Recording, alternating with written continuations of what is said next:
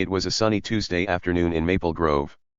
Maple Grove was a small, cozy neighborhood where houses sat close together, and kids played in the yards. Everyone knew everyone, or at least, they thought they did. The streets were quiet, with green grass and bright flowers lining the sidewalks. People waved to each other, and dogs barked at squirrels running up trees. It felt like a happy little world, the kind of place where nothing big ever seemed to happen. But something big was about to happen. And it all started with a guy named Tommy. Tommy was the delivery driver for Maple Grove. He drove an old, beat-up van that made funny rattling noises every time it turned a corner. The van was white, but it had scratches and rust spots all over it, like it had been through a lot. Tommy didn't seem to mind, though. He'd pull up to a house, hop out with a package, and drop it off with a big smile. He was a regular guy, not too tall, with messy brown hair and a faded blue jacket he wore every day. Most people in Maple Grove liked Tommy. He was quick with his deliveries, always said hello or have a nice day, and tossed in a friendly wave as he drove off.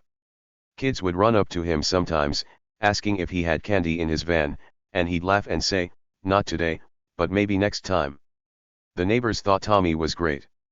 Mrs. Jenkins, an older lady with white hair and a tiny dog, called him the sweetest boy because he always put her packages right by her door so she didn't have to bend down too much.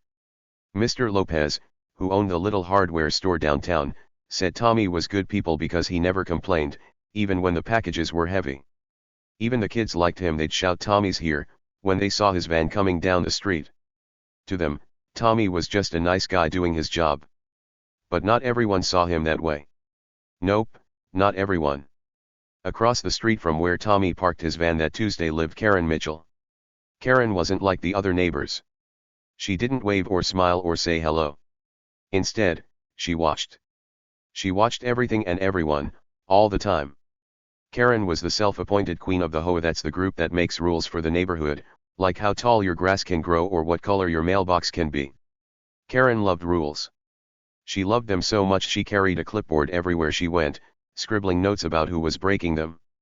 In her other hand, she always had her phone, ready to call anyone to complain.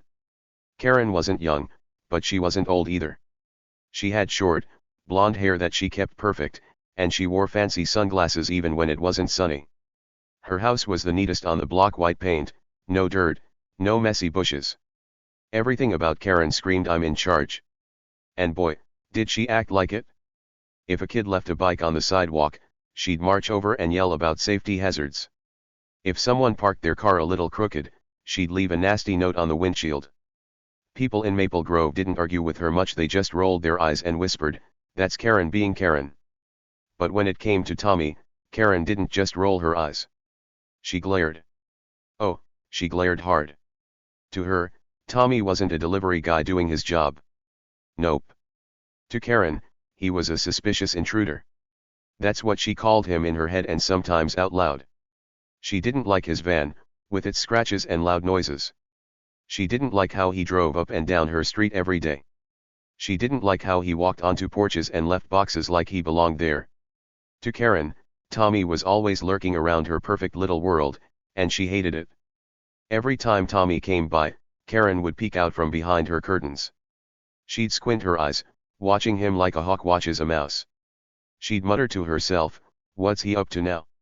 He's breaking the rules. I just know it." Sometimes she'd grab her clipboard and write things down, things like "delivery van parked too long" or "suspicious behavior at 3:15 p.m. Other times, she'd tap her phone screen, ready to call someone to report him. She didn't trust Tommy one bit. Not his smile, not his waves, not his "have a nice day." To Karen, he was trouble with a capital T. And that Tuesday afternoon? That's when it all started to bubble up. Tommy pulled his rattling van up to 47 Maple Lane, a little yellow house with a swing on the porch.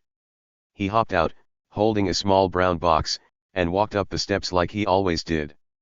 The sun was shining, birds were chirping, and everything seemed normal. He set the package down, gave his usual wave even though no one was outside, and turned to head back to his van. Just another delivery, right? Wrong. Because Karen was watching. She'd been waiting for this moment. She saw Tommy's van roll in, and her eyes narrowed. She saw him step onto that porch, and her lips pressed into a thin, angry line. "That's it," she muttered to herself, clutching her clipboard like a weapon. "He's trespassing again. This street isn't his playground." She didn't care that he was just doing his job. She didn't care that the package was for Mr. Carter, who'd ordered new gardening gloves. To Karen, Tommy was a problem, a big, annoying problem, and she was going to do something about it. But here's the thing, folks.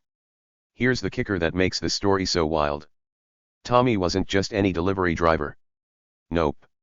He had a secret, a big, juicy secret that Karen didn't see coming. Not in a million years. While she was busy glaring and scribbling and planning to catch him, Tommy was hiding something right under her nose.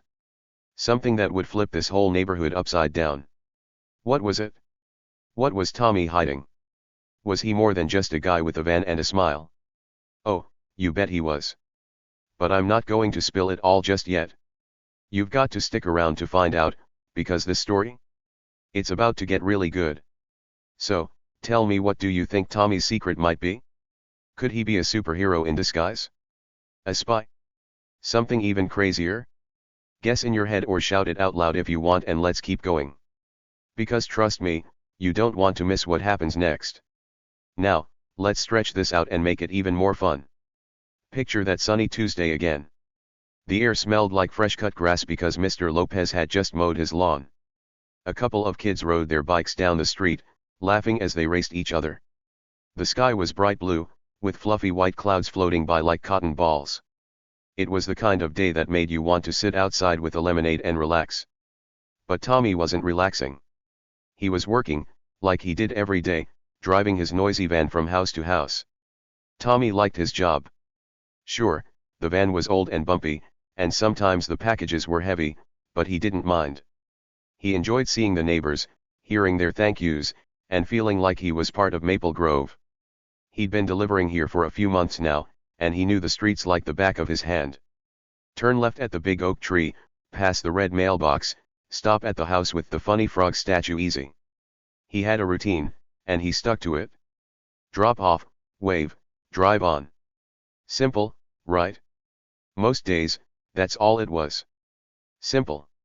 The neighbors would smile, maybe chat for a minute about the weather, hot today, huh, or hope it doesn't rain. And Tommy would nod and keep moving. Mrs. Jenkins once gave him a cookie, still warm from the oven, and he ate it right there in his van, grinning like a kid. Mr. Carter, the guy with the gardening gloves, liked to tell Tommy about his plants. These tomatoes are gonna be huge this year. And Tommy would listen, even if he didn't know much about gardening. It was nice. It was easy. It was Maple Grove. But Karen? Karen didn't make anything nice or easy. Not for Tommy, not for anyone. She'd been eyeballing him since the first day he showed up. That day, months ago, he'd pulled up with a big box for the new family at 32 Maple Lane. Karen had been outside, watering her perfect roses, and she'd stopped dead when she saw him. She didn't say anything, then just stared, her hose dripping water onto her shoes. Tommy had waved, like he always did, but Karen didn't wave back. She just turned and marched inside, slamming her door so hard the windows rattled. From then on, it was war. Not a loud war, not yet, but a quiet one. The kind where Karen watched and waited, looking for any little thing to pounce on. If Tommy's van stayed parked for more than 5 minutes, she'd write it down. If he stepped on someone's grass instead of the walkway, she'd mutter about property damage. Once, he dropped a tiny piece of packing tape by accident, and Karen swooped in like it was a crime scene, picking it up with 2 fingers and glaring at him as he drove away. "This isn't your dump," she'd yelled. Tommy just shook his head and kept going. See, Tommy didn't fight back. He didn't yell or argue or tell Karen to mind her own business. He stayed calm, always calm. Even when she stood on her porch, pointing at him and shouting about rules, he'd just nod and say, "Yes, ma'am, or I'll be quick." Some neighbors thought he was too nice. "Why don't you tell her off?" Mr. Lopez asked once, leaning on his rake. Tommy just shrugged and said, "No point. She'll tire herself out eventually." But Karen never tired out. She just got madder. And that Tuesday? That sunny, perfect Tuesday? That's when she decided she'd had enough. Tommy was at 47 Maple Lane dropping off Mr. Carter's gardening gloves. The box was small, wrapped in brown paper with a little label on top. Tommy set it down gently, right by the door, and turned to leave. He didn't see Karen at first. She was too sneaky for that. She'd crept out of her house, quiet as a cat, and now she stood on her lawn, arms crossed, clipboard in hand. Her sunglasses glinted in the sun, and her mouth was a tight, angry line. Tommy made it halfway to his van before she spoke. "You," she snapped, her voice sharp like a whistle. He stopped, turned, and tipped his cap a little. "Ma'am," he said, polite as ever. Karen didn't care about polite. She stormed closer, pointing her clipboard at him like it was a sword. "What do you think you're doing here? Again? Parking that junk heap on my street?" Tommy glanced at his van. It was old, sure, but it wasn't hurting anyone. "Just delivering a package, ma'am," he said. "Won't be long." He even smiled a little, trying to keep things light. But Karen didn't want light. She wanted a fight. "Oh, no you don't," she said, stepping closer. "You're always here, sneaking around, acting like you own the place. This is a respectable neighborhood, not your personal playground." Tommy didn't say much. He just stood there, hands in his pockets, letting her rant. And rant she did. She went on about HOA standards and suspicious behavior and how his van was an eyesore. She pulled out her phone, holding it up like she was filming him. "I'm documenting this," she said. "Every move you make, I'm watching." Tommy nodded, still calm, still quiet. But if you looked really close you might have seen a tiny spark in his eyes. Just a flicker, like he knew something she didn't. Karen didn't see it. She was too busy yelling. She didn't notice how Tommy's shoulders stayed relaxed, how he didn't flinch even when she waved her clipboard in his face. She didn't think about why he wasn't mad or scared or anything.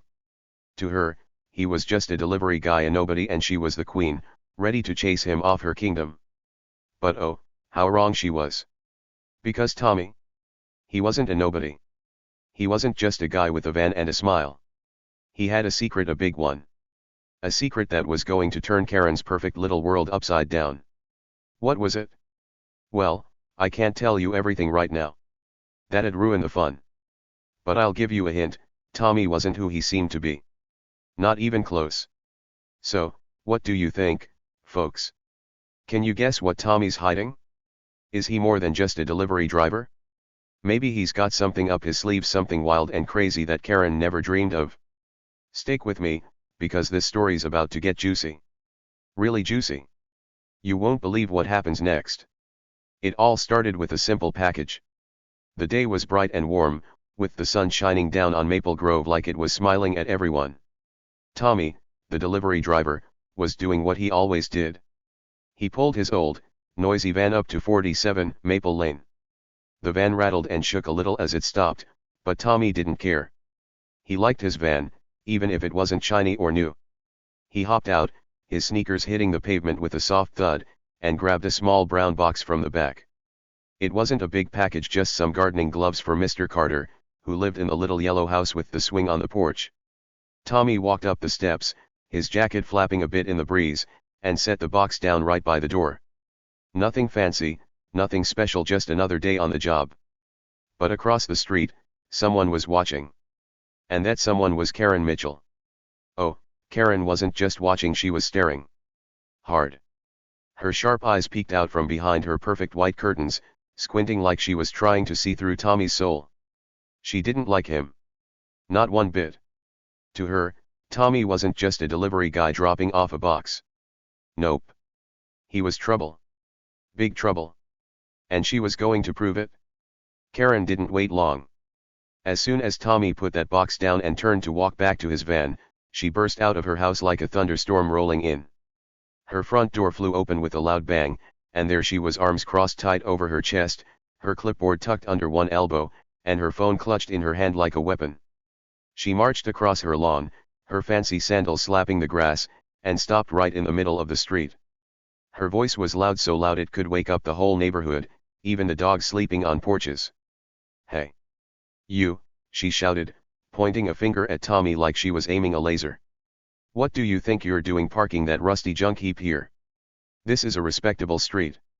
Her words were sharp, like little darts flying through the air. She glared at Tommy's van, her nose wrinkling like it smelled bad. The van wasn't pretty, it had scratches and dents and a big rust spot on the side, but it worked just fine. Tommy didn't think it was a junk heap. It was his van, and it got him where he needed to go. Tommy stopped walking. He turned around slow and easy, looking at Karen with his calm brown eyes. He tipped his cap a little, just a tiny lift of his hand, and said, "Ma'am, just delivering a package. Won't be long." His voice was soft and polite, like always. He didn't yell back. He didn't get mad. He just stood there, hands in his pockets, waiting for her to finish. But Karen? Oh, she wasn't having it? Not at all. "A package," she snapped, her voice getting even louder. "That's what you always say. Every day, you're here with your excuses, driving that noisy thing up and down my street." She stepped closer, her arms still crossed, her sunglasses sliding down her nose a bit. "This isn't some free-for-all. We have rules here. Standards. And you're breaking them all." Tommy didn't move. He just looked at her, his face staying nice and steady. "I'm just doing my job, ma'am," he said again, real quiet. But Karen didn't care about his job. She didn't care that Mr. Carter needed those gloves to dig in his garden. To her, Tommy was a problem, a big, walking, talking problem, and she was going to fix it. She whipped out her phone, holding it up high like she was about to catch him doing something bad. "I'm filming this," she said, her voice all smug and sure. "I've got proof now. You're trespassing, and I'm reporting you." The word trespassing hung in the air like a big, heavy cloud. Trespassing means being somewhere you're not supposed to be, like sneaking into someone's yard or house. But Tommy wasn't sneaking. He was on Mr. Carter's porch, dropping off a box Mr. Carter had asked for. He wasn't breaking any rules, not real ones, anyway. Still, Karen acted like he'd just kicked down a door and stolen something. She tapped her phone screen, starting the video, and pointed it right at Tommy's face. "Smile for the camera," she said, her lips curling into a mean little smirk. "The police are going to love this." Tommy didn't smile. He didn't frown either. He just stood there, watching her with those calm eyes. If you looked real close, though real close, you might have seen something. A tiny spark. Just a little flash in his eyes, like a fire starting way down deep. It wasn't mad or scared or anything like that. It was different. Like he knew something Karen didn't. Like he had a secret, and he was holding it tight, waiting for the right moment. Karen didn't see that spark. She was too busy talking, too busy waving her phone around. "You think you can just waltz in here every day," she said, her voice loud enough to make a bird fly off a nearby tree. "Park that ugly van wherever you want? Drop your junk on people's porches? No way. I'm in charge here. I'm the HOA president, and I say you don't belong." She stamped her foot, her clipboard wobbling under her arm. "I'm calling the authorities right now. You're done, mister." She started tapping her phone again, pretending to dial, though maybe she really was. She held it up to her ear and started talking fast. "Yes, hello, this is Karen Mitchell from Maple Grove. I've got a trespasser here, some delivery guy with a beat-up van. He's breaking all our HOA rules. Send someone quick." She kept glaring at Tommy while she talked, like she'd already won. Like she had the upper hand and he was just a bug she could squash. But here's the thing, Karen didn't have the upper hand. Not even close. She thought she was so smart, yelling about HOA violations and calling the authorities. She thought she was the boss, the queen of Maple Grove, and Tommy was just some nobody she could scare off. Oh, how wrong she was. Trouble was already brewing, and it wasn't for Tommy. Nope. It was for her. Big, messy trouble she didn't even see coming. Let's rewind a little, just so you can picture it all. That Tuesday wasn't the first time Karen had gone after Tommy. She'd been picking on him for weeks, months, even. Ever since he started delivering in Maple Grove, she'd had her eye on him. The first time he showed up, driving his rattling van down the street, she'd been outside watering her roses. She'd stopped, hose in hand, and stared at him like he was a monster crashing her party. Tommy had waved, nice and friendly, but Karen didn't wave back. She just turned and stomped inside, slamming her door so hard the windows shook. From that day on, she watched him. Every single day. If he parked near her house, she'd scribble it down on her clipboard: van at 2:47 p.m., too close to my curb. If he walked across a lawn instead of the path, she'd mutter about property disrespect. Once, he dropped a tiny piece of tape by mistake, a little white strip that fell off a box, and Karen swooped in like it was gold. She picked it up with 2 fingers, holding it like it was dirty, and yelled, "This isn't your trash can." Tommy just nodded and kept going, but Karen didn't let it go. She added it to her list of proof that he was bad news. The neighbors saw it all. They didn't like Karen much, but they didn't stop her either. "She's just loud," Mrs. Jenkins would say, petting her little dog. "Let her yell. She'll get tired." Mr. Lopez would shake his head and mutter, "That lady needs a hobby." The kids thought it was funny. They'd giggle and whisper, "Karen's mad again." But Tommy? He didn't laugh or complain. He just did his job, day after day, even with Karen breathing down his neck. And that Tuesday, with the sun shining and the birds singing, Karen decided she'd had enough. That package on Mr. Carter's porch was the last straw. She wasn't going to let Tommy get away with it, not this time. So she stormed out, yelling and pointing, thinking she was the big winner. She thought Tommy would run off, scared of her phone and her threats.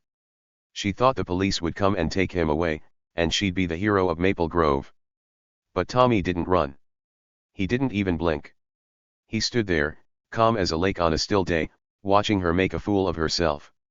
That spark in his eyes? It was still there, small but steady. He didn't say much, just "Yes, ma'am, and I'll be quick," but he didn't need to. Because Tommy had something Karen didn't. He had a plan. A secret. And it was bigger than her clipboard, bigger than her phone, bigger than all her shouting. What was it? Oh, I can't tell you yet. That'd spoil the fun. But let's just say this: while Karen was busy barking orders and waving her arms, trouble was sneaking up behind her. Real trouble. The kind that doesn't care about HOA rules or fancy sunglasses. The kind that turns everything upside down and makes you go, "Whoa, I didn't see that coming." So, picture it. Tommy by his van, all quiet and cool. Karen in the street, loud and angry, thinking she's won. The sun still shining, the neighborhood still watching. It's tense, right? You can feel it, like something big is about to happen, but you don't know what. Will Karen get her way? Will Tommy back down? Or is there something else going on, something wild and sneaky that's about to blow up in her face? Stick with me, because this is just the start. The real fun's coming soon, and you won't believe how it all turns out. It all came crashing down on Friday morning. The sun was up, shining bright over Maple Grove, and the air smelled like fresh grass and flowers. Kids were getting ready for school, hopping on bikes or waiting for the bus.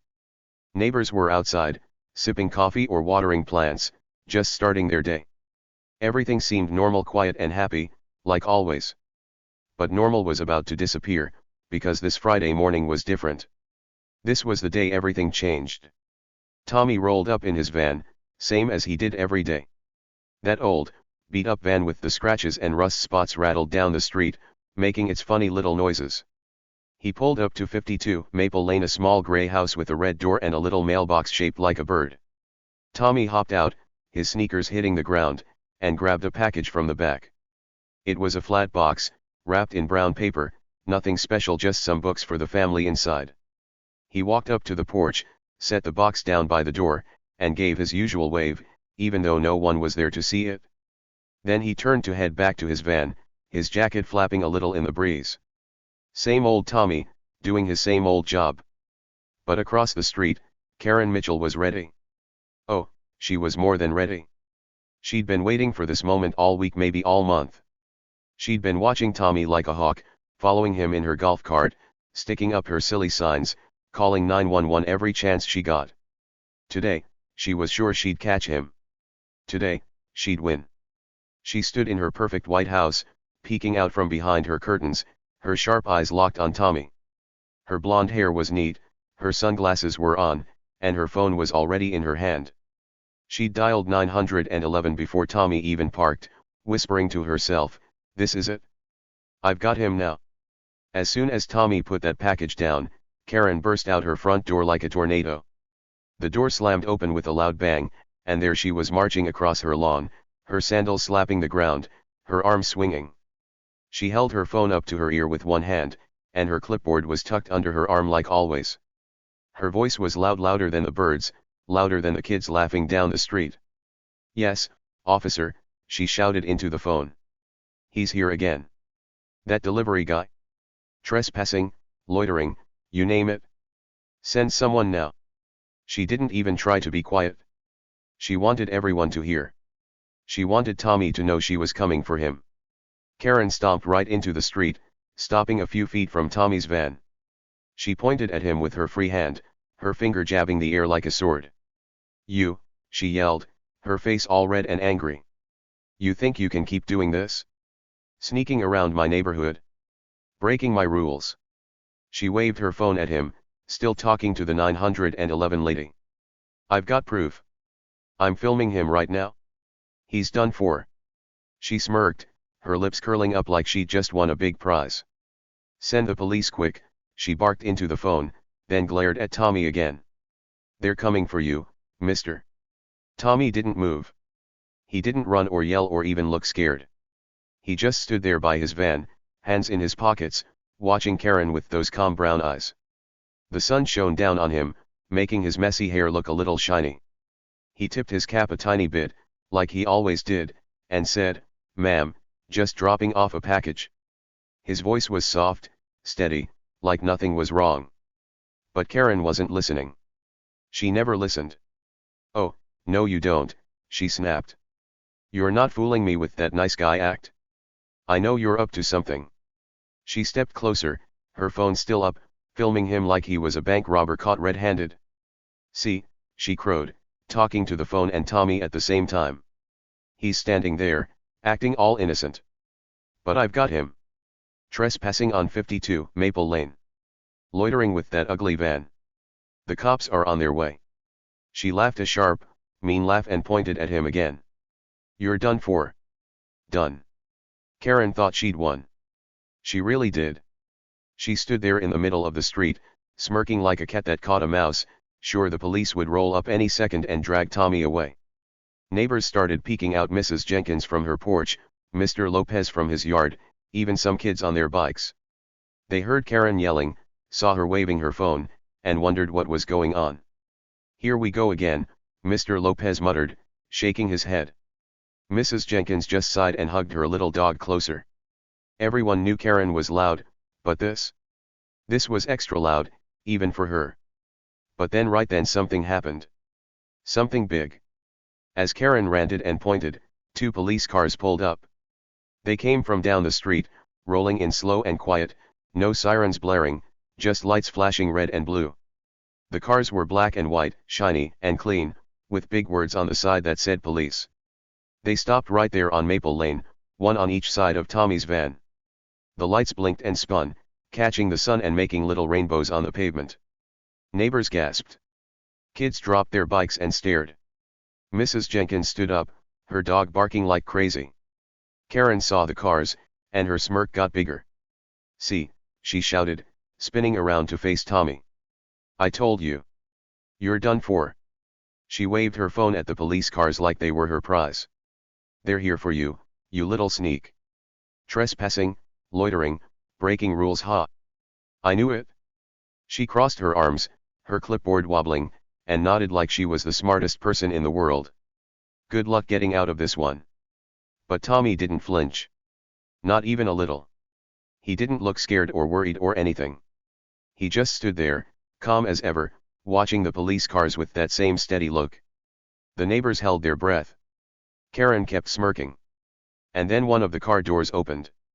A tall cop stepped out, his uniform dark and crisp, his hat pulled low over his eyes. He walked toward Tommy, slow and sure, his boots clicking on the street. Another cop got out of the second car, a lady with short hair and a serious face. She stood by the van, hands on her hips, looking around. Karen laughed again. "Here they come," she said, pointing at Tommy. "Take him away, officers.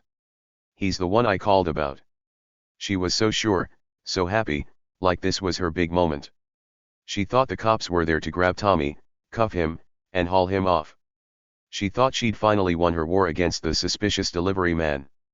But then Tommy did something. He reached into his van. Slow and easy, like he had all the time in the world. He leaned inside, grabbed something from the front seat, and pulled it out. It was small, shiny, and gold. He held it up high, letting it catch the sunlight so everyone could see. It was a badge. A police badge. The kind real cops carry, with a number and a star and fancy writing on it. Karen's smirk froze. Her eyes got wide, like big round coins. Tommy looked right at her, his face still calm, and said, "Ma'am, I'm Detective Thomas Reed, undercover. And we've been watching you." His voice was steady, not loud or mean, just clear, like he was stating a fact. He held the badge up a little higher, turning it so the cops could see it too. The tall cop nodded at him, and the lady cop gave a little smile. Karen's jaw dropped. Literally. Her mouth fell open so far you could see her teeth, and her phone slipped a little in her hand. "What?" she squeaked, her voice all high and shaky. "What did you say?" She blinked fast, like her brain couldn't catch up. The neighbors gasped again, louder this time. Mrs. Jenkins dropped her teacup, and it clattered on her porch. Mr. Lopez's jaw dropped too, and the kids started whispering, "Whoa, Tommy's a cop." Tommy didn't say it again. He didn't need to. The tall cop stepped forward, looking right at Karen. "Karen Mitchell," he said, his voice deep and serious. "We need to talk to you." The lady cop walked over too, pulling a little notebook from her pocket. Karen's head whipped around, her sunglasses sliding down her nose. "Me," she said, pointing at herself. No, you've got it wrong. He's the trespasser." She waved her phone at Tommy again, but her hand was shaking now. The tall cop shook his head. "No, ma'am," he said. "We're not here for him. We're here for you." He took another step closer, and the lady cop started reading from her notebook. "We've got reports of theft, fraud, and harassment," she said, her voice calm but firm. "All tied to you and the HOA." Karen's eyes got even wider, and her clipboard fell to the ground with a loud thunk. "What?" she said again, her voice cracking. "That's crazy. I'm the president. I make the rules." But the cops didn't stop. The lady cop kept talking. "You've been skimming dues," she said. "Taking money from the neighbors and keeping it for yourself. Forging signatures on papers to trick people. Bullying folks into keeping quiet." She flipped a page in her notebook. "We've got proof, lots of it. Bank records, emails, even a camera in a package you opened." The tall cop nodded.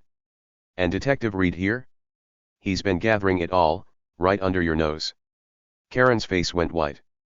Like, ghost white. She looked at Tommy, then at the cops, then back at Tommy. "Him," she squeaked. "He's a detective." She stumbled back a step, her sandals slipping on the pavement. Tommy just nodded, tucking his badge into his pocket. "Yes, ma'am," he said. "Been working this case for weeks. Posing as a delivery driver to blend in." The neighbors went nuts. Mrs. Jenkins clapped her hands and shouted, "I knew he was a good boy." Mr. Lopez laughed so hard he had to sit down on his grass. The kids cheered, jumping up and down like it was a party. "Tommy's a cop? Tommy's a cop," they yelled, pumping their fists. But Karen? She didn't cheer. She didn't laugh. She just stood there, shaking, her phone dangling in her hand, her perfect little world falling apart. Turns out, Karen's perfect HOA gig was a lie. She'd been stealing money dues that neighbors paid for things like fixing the park or planting flowers. She'd sneak it into her own bank, buying fancy stuff like her golf cart and those expensive sunglasses. She'd fake signatures on papers, pretending everyone agreed to her rules, when really, they didn't. And when people complained, she'd yell and threaten them until they shut up. She thought she was untouchable, the queen of Maple Grove. But Tommy, Detective Thomas Reed, had been watching her the whole time. He'd been sneaky, oh yes. Dropping off packages, chatting with folks, acting all normal, but really, he was collecting clues. Every time Karen followed him, Every time she called 911, every time she stuck up her dumb signs, Tommy was one step ahead. That guy in the suit? His partner. The police cruiser down the street? Back up. The little boxes he lingered over? Some had tiny cameras, catching Karen in the act. He'd played her like a game, and now the game was over. Karen's smirk was gone. Her big win was gone. The cops weren't there for Tommy, they were there for her. And as the tall cop pulled out handcuffs, shiny and silver, Karen's perfect Friday morning turned into her worst nightmare. The cops didn't waste any time. Right there on Karen Mitchell's perfect, manicured lawn, they pulled out a pair of shiny silver handcuffs. The grass was green and neat, trimmed just how Karen liked it, with not a single weed in sight. But now, it didn't matter how perfect it looked because Karen wasn't in charge anymore. The tall cop, the one with the deep voice, grabbed her wrists gently but firmly.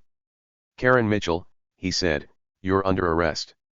The lady cop, the one with the notebook, stood close by, watching to make sure everything went smooth.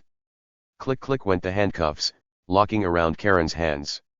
She couldn't wiggle free, no matter how hard she tried. Karen's clipboard fell out from under her arm and hit the ground with a loud clatter. It landed right on her lawn, pages flapping in the breeze, pages full of her notes about Tommy, her rules, her complaints. She stared at it for a second, like she couldn't believe what was happening. Then she looked up, her face all red and sweaty, her sunglasses crooked on her nose. "This is outrageous," she yelled, her voice loud and wobbly. "I'm the victim here. You've got the wrong person." She twisted her shoulders, trying to pull away from the tall cop, but he held on tight. "Let me go," she shouted. "I didn't do anything." But the cops didn't listen. They didn't let go. Because they had proof, really good proof, that Karen wasn't the victim.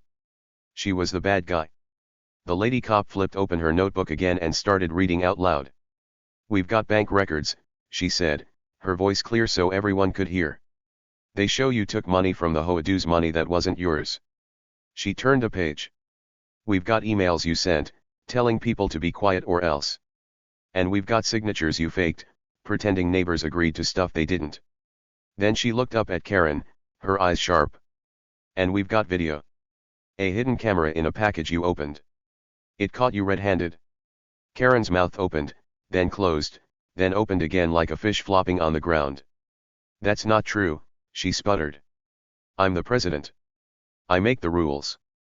I keep this place perfect." But the neighbors weren't buying it. They were peeking out now, heads popping up from porches, windows cracking open, kids standing on tiptoes to see. Mrs. Jenkins leaned on her porch railing, her little dog yipping at her feet. Mr. Lopez stepped out of his yard, arms crossed, watching with a big grin.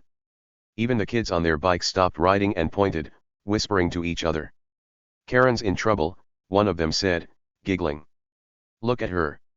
The tall cop shook his head. "No, ma'am," he said to Karen. "You don't make the rules anymore. You broke the law." He started walking her toward the police car, the one parked right by Tommy's van. The lights were still flashing red and blue, spinning slow and steady. Karen dragged her feet, her sandals scraping the pavement, but she couldn't stop him. "This is a mistake," she yelled again, her voice getting higher. "I'm the good one. He's the bad guy." She jerked her head toward Tommy, who was standing there by his van, quiet as ever. But Tommy wasn't the bad guy. Not even close. He tipped his cap to the crowd, just a little lift of his hand, like he always did, and smiled. "Folks," he said, his voice nice and calm, "your neighborhood's safe now. No more fake fines or nasty notes." He looked around at the neighbors, Mrs. Jenkins, Mr. Lopez, the kids, everyone, and nodded. "I've been working undercover as Detective Thomas Reed. We got her. It's over." The street erupted in cheers. Like, big cheers. Kids jumped up and down, waving their hands in the air like it was a party.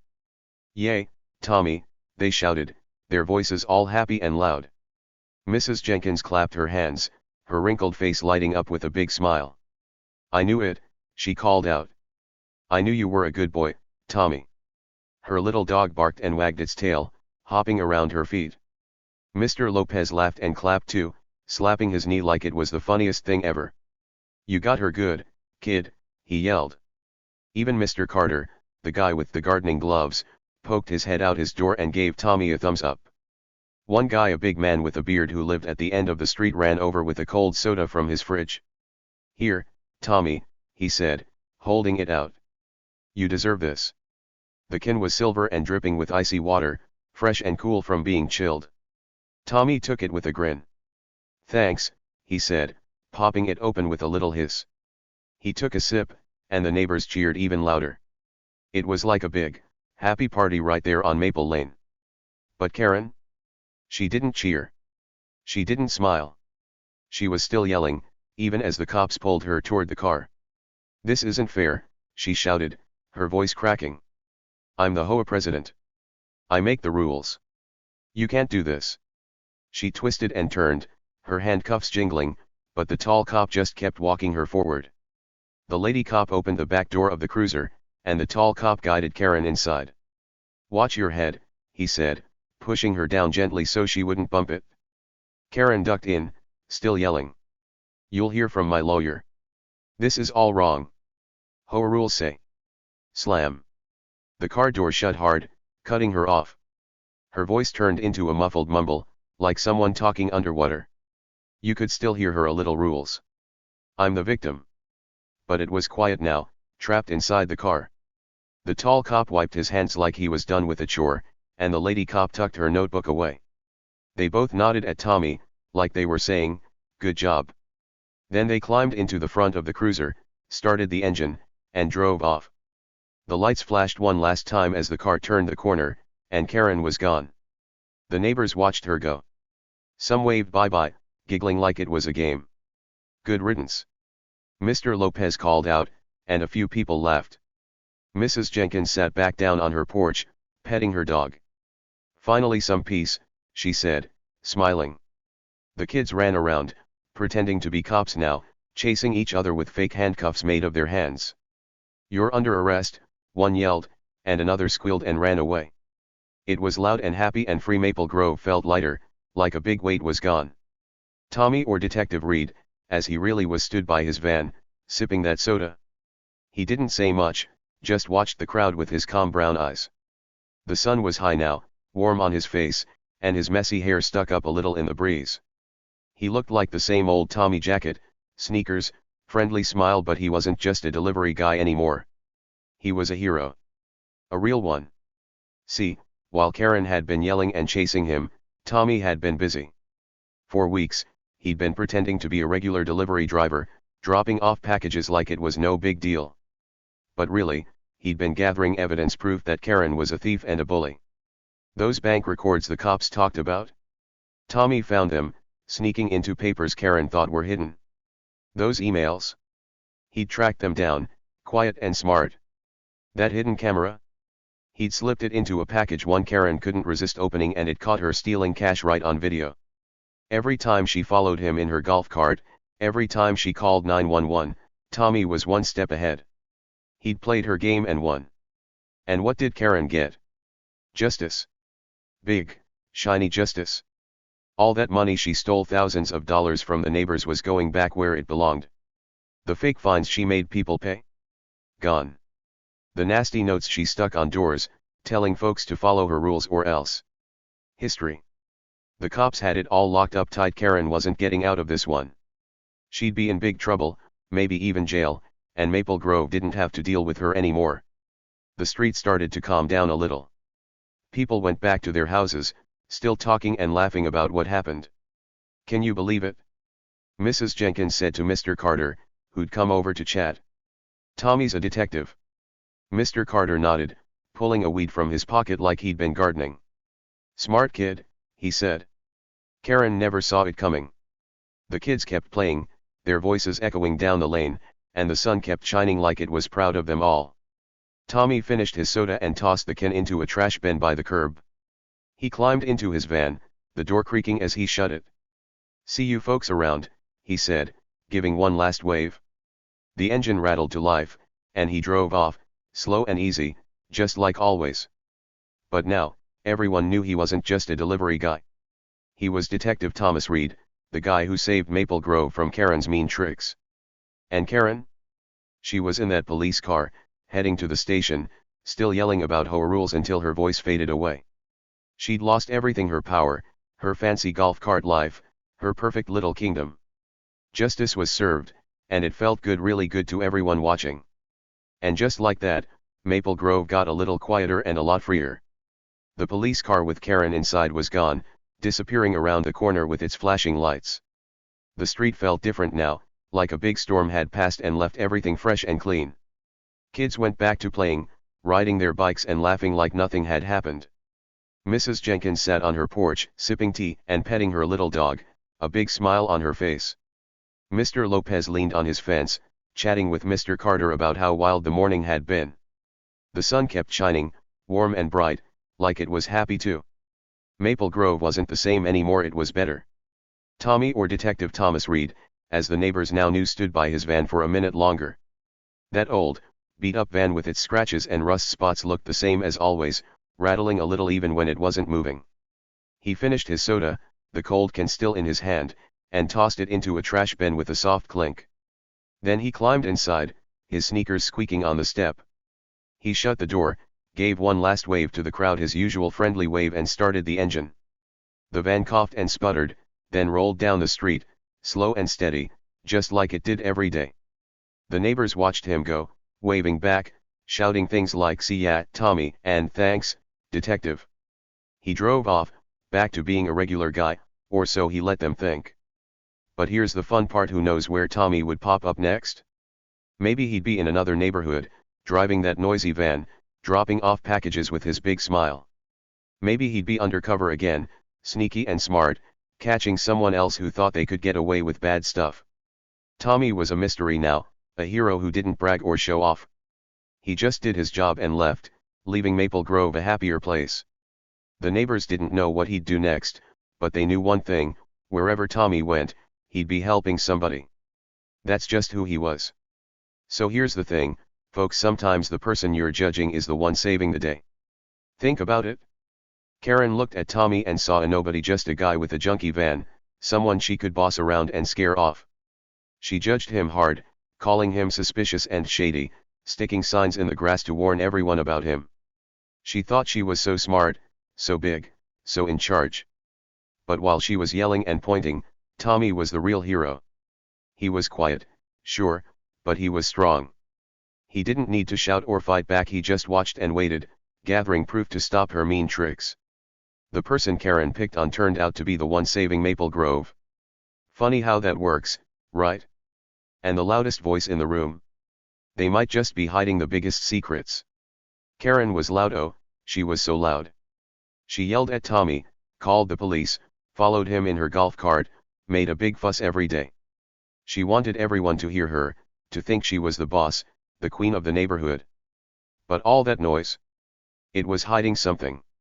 She had secrets, big, sneaky secrets. Stealing money, faking papers, bullying people, she did it all behind her loud voice and her perfect lawn. The louder she got, the more she had to hide. And when Tommy pulled out that badge, when the cops cuffed her, those secrets came spilling out for everyone to see. The loudest one wasn't the strongest, she was the weakest, caught in her own mess. What do you think about that? Ever met a Karen who got what was coming? Maybe you've seen someone like her, someone who's always bossing people around, acting like they're better than everybody else.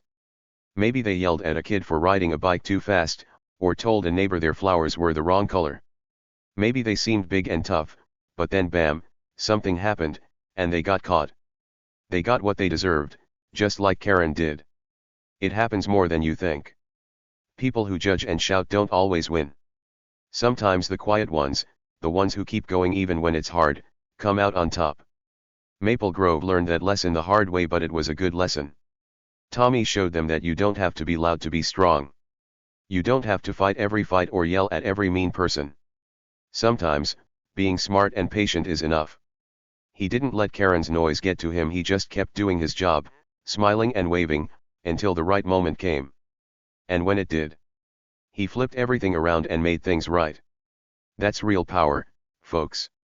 Not shouting or bossing, but helping and fixing. So next time you see someone quiet, someone who doesn't make a big fuss, don't count them out. They might be a Tommy, a hero waiting for their chance. And next time you hear a loud voice barking orders, watch out.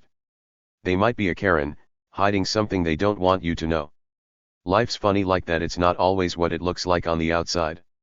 The best surprises come from the people you least expect. What about you? Have you ever seen this happen? Maybe at school, with a kid who's always bossy but gets in trouble later. Or maybe at home, with a grown-up who acts big but messes up. Tell me about it. Did you ever meet a Karen who got what was coming? Did a quiet hero save the day? I'd love to hear your stories. Drop them below, and let's talk about it. This tale's done, but there's more where it came from. I'll see you in the next one, folks. Stay tuned for another wild ride.